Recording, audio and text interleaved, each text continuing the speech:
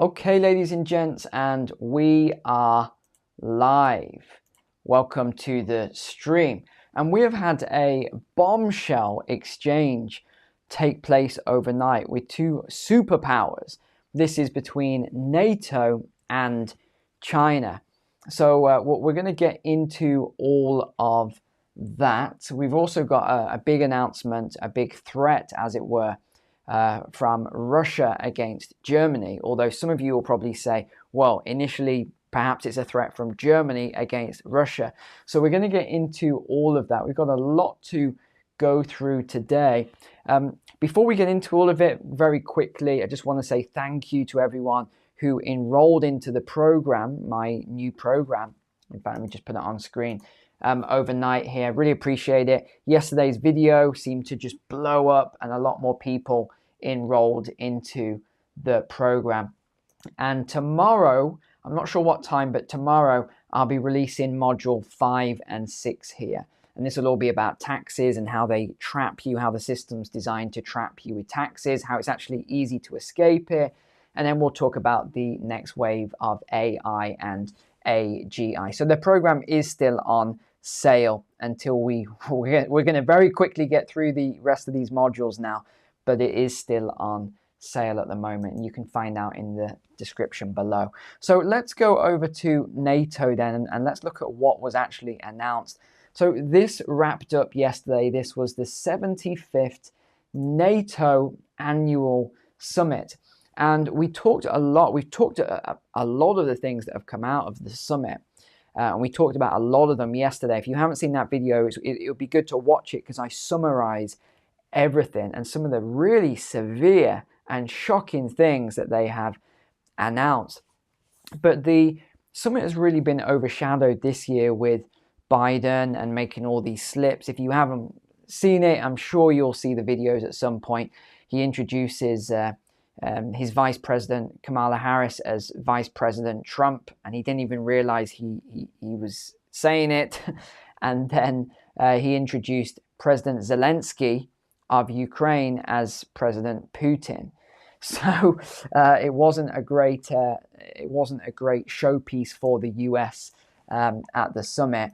And if you want to, you can read all about that. There's articles all over it about what happened with Biden. So there's a lot of pressure asking him to step down. But this is the statement that NATO made against China, and China is furious. So the PRC, whenever you see PRC, that stands for the People's Republic of China. They've said has become a divisive enabler of Russia's war against Ukraine through its so-called No Limits partnership and its large-scale support for Russia's defense industrial base. Now, this is interesting because we'll come on to what they've just announced for Europe, actually, unless I've got it.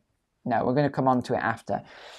He says, we call on the PRC as a permanent member of the UN Security Council with a particular responsibility to uphold the purposes and principles of the UN Charter, to cease all material and political support to Russia's war effort.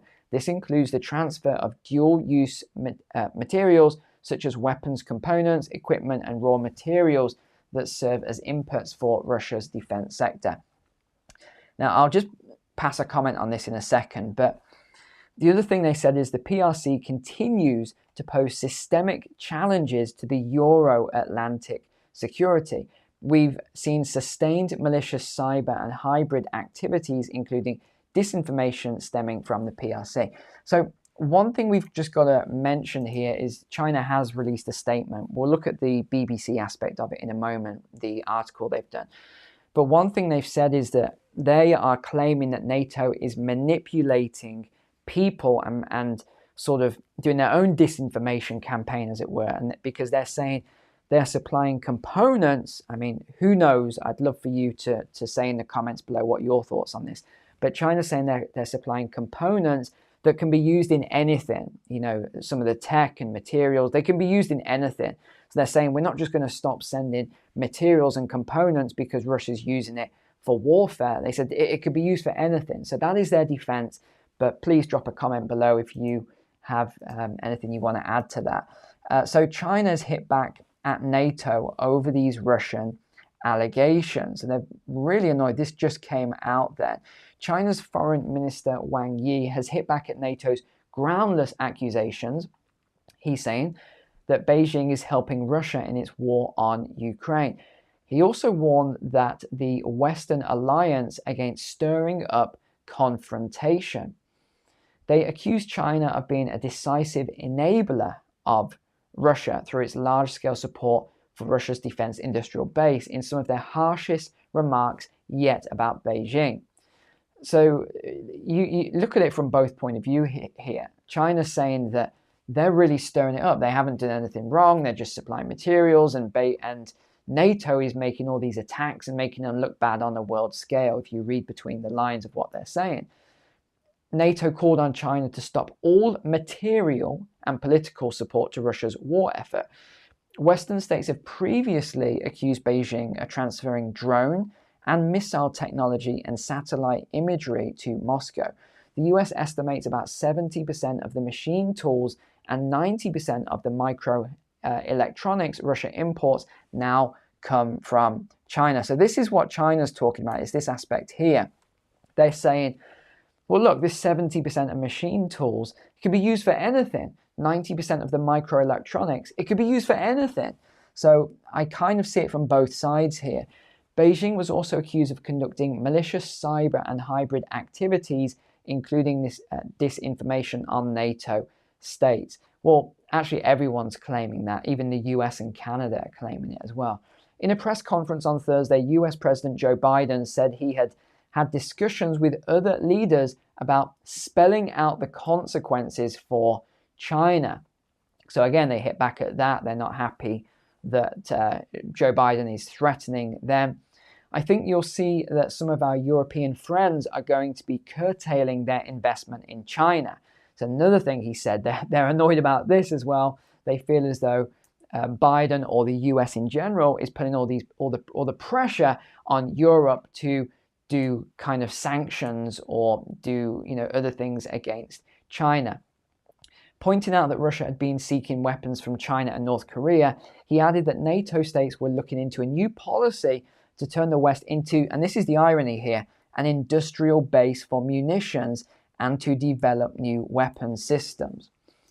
So actually, the whole criticism about some of these states that become weapon manufacturing states, the criticism around all that, on I think it was Monday or Tuesday's video, I said, I basically talked about how Europe is going to start moving into this industrial base around weapon manufacturing. And that is what was just announced either yesterday or this morning. They're saying that that is now looking likely. So after they've criticized all these other countries, they're now saying that they're basically going to do it themselves. And it also goes on to talk about weapons, and I think there's some nuclear aspects as well here.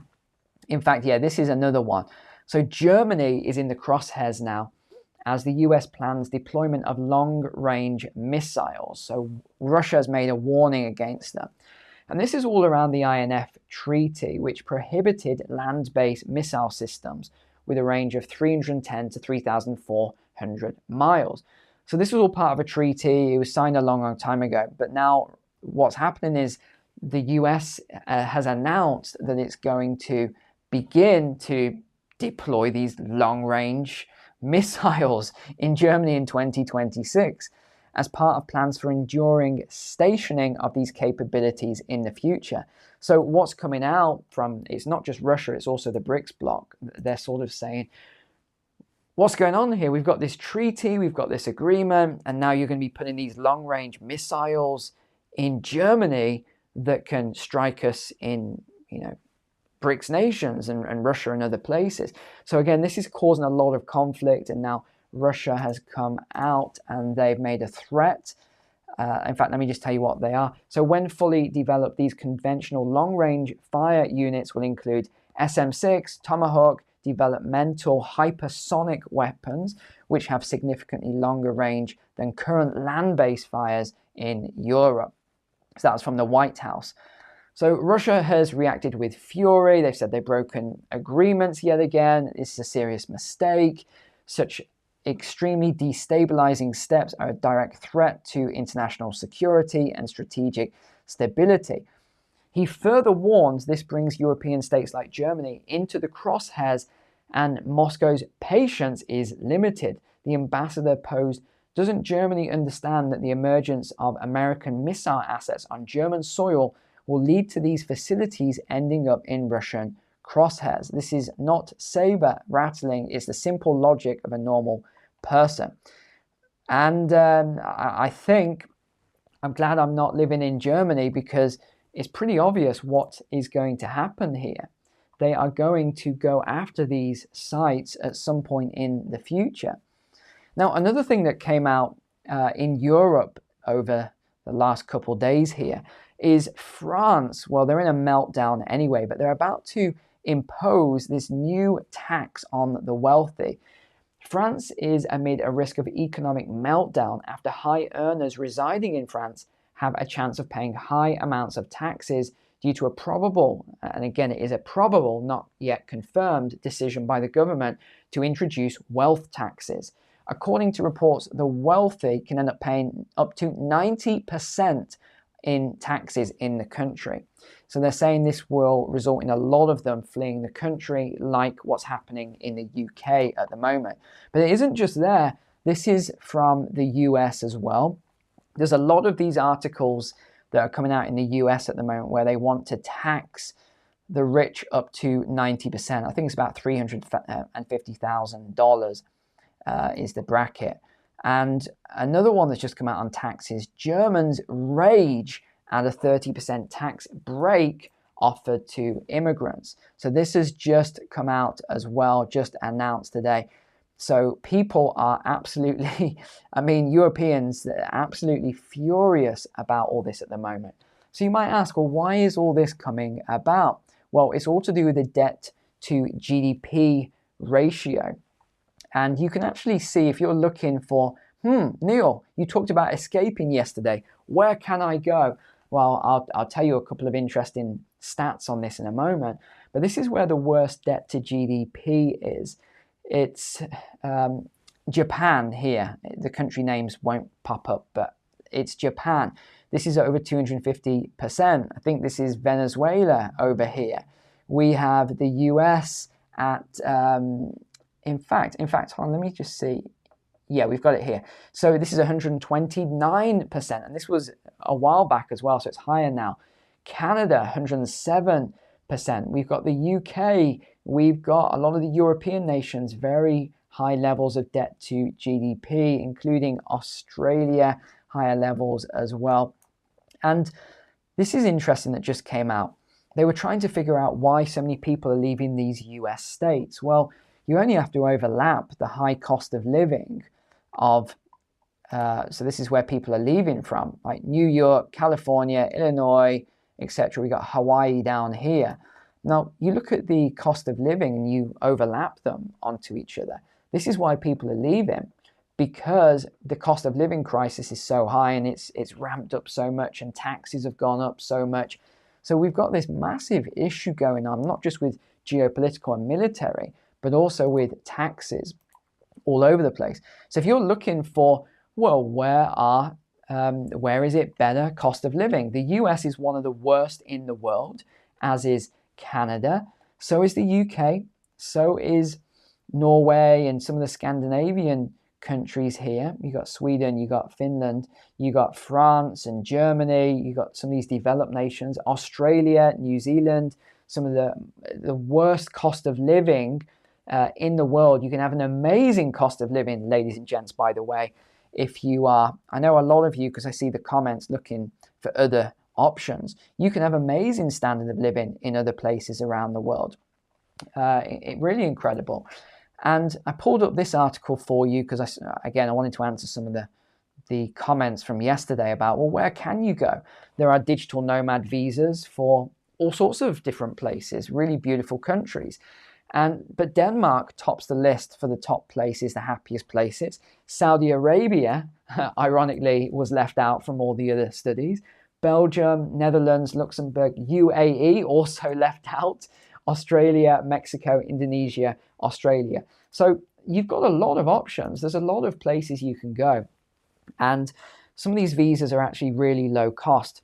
There's a new one that's launched for Thailand as well, the DTV. That is less than $300, gives you 5 years if you are a digital nomad. It's something like $25,000. You've just got to prove of income. Japan's a lot higher. You've got one for Malaysia. You've got them all over the place. So honestly, don't feel like you're very limited. Remember, you're not a tree. You're not rooted into the ground. People always use this language.